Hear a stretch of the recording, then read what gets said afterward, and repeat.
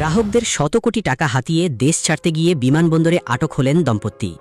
বাংলাদেশের পরিচিত এডটেক প্রতিষ্ঠান ইন্টারঅ্যাক্টিভ কেয়ার্সের প্রধান নির্বাহী কর্মকর্তা আল সামির এবং তার স্ত্রী জামিলা বিপাশা খুশবু গত 28 এপ্রিল মঙ্গলবার হজরত শাহজালাল আন্তর্জাতিক বিমানবন্দর থেকে দেশ ত্যাগের শেষ মুহূর্তে পুলিশ তাদেরকে গ্রেপ্তার করে। অত্যন্ত চতুরতার সাথে সাধারণ বিনিয়োগকারীদের বিশ্বাস অর্জন করে কোটি কোটি টাকা আত্মসাৎ করার অভিযোগ উঠেছে এই দম্পতির বিরুদ্ধে। তদন্ত ও স্থানীয় সূত্রে জানা গেছে, আমেরিকান হাসেল চলচ্চিত্রের কপট দম্পতি আরভিং এবং সিডনির মতোই মানুষের সরলতার সুযোগ নিয়েছিলেন সামির ও খুশবু। তারা অত্যন্ত সুপরিকল্পিতভাবে একটি জাল বুনেছিলেন। ইন্টারঅ্যাক্টিভ কেয়ার্সকে একটি আধুনিক ও সফল শিক্ষা প্রযুক্তি প্রতিষ্ঠান হিসেবে তুলে ধরে তারা সমাজের বিভিন্ন স্তরের মানুষের কাছ থেকে বড় অঙ্কের বিনিয়োগ সংগ্রহ করতেন।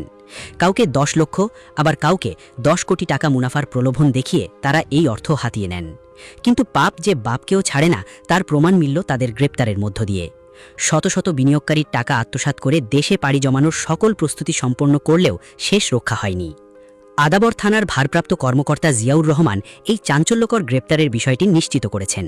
তিনি জানান, 5 কোটি 10 লক্ষ টাকা আত্মসাতের একটি সুনির্দিষ্ট মামলার ভিত্তিতে পুলিশ এই অভিযান পরিচালনা করে। গ্রেপ্তারের খবর ছড়িয়ে পড়ার পর বিভিন্ন স্থান থেকে অসংখ্য ভুক্তভোগী পুলিশের সাথে যোগাযোগ শুরু করেছেন। প্রাথমিকভাবে ধারণা করা হচ্ছে ভুক্তভোগীর সংখ্যা আরও অনেক বেশি এবং আত্মসাৎ করা অর্থের পরিমাণ প্রায় 30 কোটি টাকা বা তারও বেশি হতে পারে। সামির ও খুশবু নিজেদের আধুনিক শিক্ষা উদ্যোক্তা হিসেবে জাহির করলেও পর্দার আড়ালে ছিল তাদের ভয়ঙ্কর সব মাস্টার প্ল্যান। তারা বিনিয়োগকারীদের মাসিক 5% হারে মুনাফা দেওয়ার লোভ দেখাতেন। অধিক লাভের আশায় সাধারণ মানুষ তাদের সারা জীবনের সঞ্চয়, এমনকি সঞ্চয়পত্র ভেঙে বা ধার দেনা করে এই প্রতিষ্ঠানে বিনিয়োগ করেছিলেন। বড় বড় স্টার্টআপ উদ্যোক্তাদের সাথে নিজেদের সুসম্পর্কের কথা প্রচার করে তারা বিনিয়োগকারীদের মনে আস্থার জায়গা তৈরি করতেন। এমনকি দেশের প্রভাবশালী ব্যক্তিদের আত্মীয় স্বজনদেরও তারা তাদের এই জালে আটকেছিলেন। ভুক্তভোগীদের আহাজারিতে এখন আকাশ বাতাস ভারী হয়ে উঠছে। কেউ কেউ তাদের শেষ সম্বলটুকু হারিয়ে দিশেহারা। এক ভুক্তভোগী জানিয়েছেন, তাকে 30 তারিখের মধ্যে টাকা ফেরত দেওয়ার প্রতিশ্রুতি দেওয়া হয়েছিল, কিন্তু 28 তারিখেই তারা দেশ ছেড়ে পালানোর চেষ্টা করছিলেন। অপর এক ব্যক্তি তার মায়ের 9 লক্ষ টাকা সহ নিজের সঞ্চয় করা সমস্ত অর্থ এই প্রতিষ্ঠানে বিনিয়োগ করে এখন পথে বসার উপক্রম হয়েছেন।